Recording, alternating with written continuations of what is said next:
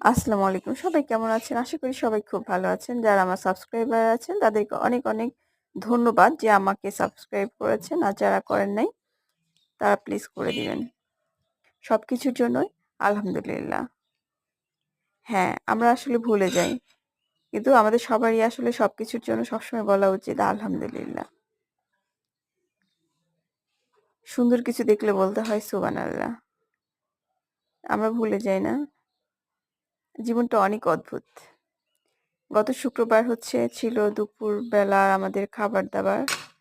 অনেকদিন হচ্ছে যে প্রতি শুক্রবার একটা না একটা কিছু খাওয়া হয়। যেমন কখনো হয়তো বিরিয়ানি খাওয়া হয়, কখনো সাদা প্লেন পোলাও যেটা এটা খাওয়া হয়।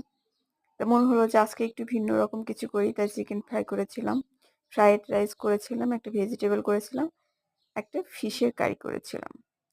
এই তো আমাদের দুপুরের গত শুক্রবারের খাওয়া-দাওয়া। সবাইকে অনেক ধন্যবাদ।